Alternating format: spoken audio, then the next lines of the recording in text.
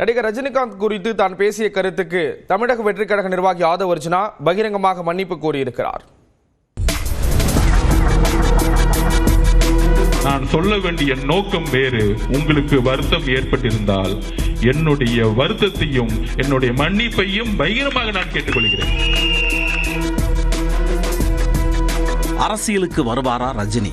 இந்த ஒற்றை கேள்விதான் கடந்த சில தசாப்தங்களாகவே அவரை சுற்றி ஒதித்துக் கொண்டிருந்தது.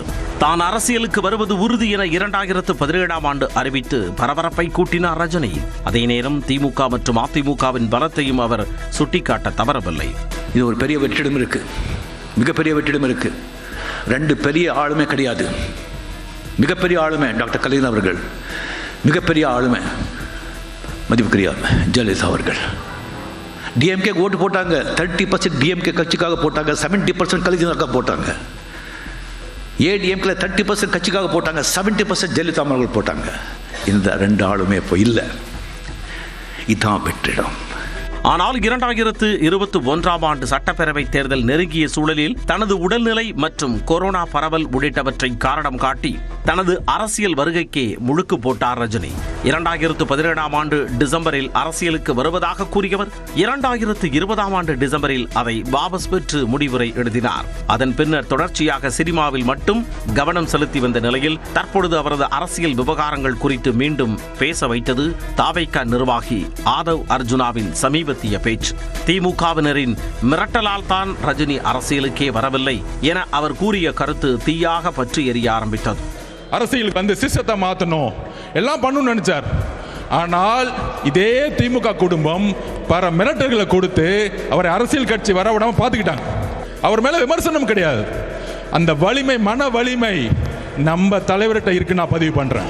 இந்த நிலையில் இது தொடர்பாக அறிக்கை வெளியிட்ட ரஜினி ஆதவ் அர்ஜுனா தன்னை பற்றி உண்மைக்கு மாறான கருத்தை தெரிவித்துள்ளதாக கூறியுள்ளார்.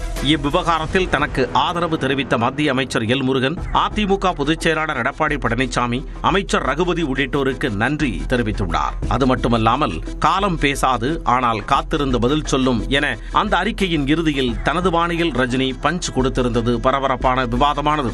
இந்நிலையில் ரஜினிகாந்த் குறித்து தான் பேசிய கருத்திற்கு தாவேகா நிர்வாகி ஆதவ் அர்ஜுனா தற்பொழுது பகிரங்கமாக மன்னிப்பு கோரியுள்ளார். ரஜினி சார் அவர்களுக்கு நான் பதிவு பண்ணக்கூடியது, அப்படி உங்களுக்கு நான் சொல்ல வேண்டிய நோக்கம் வேறு.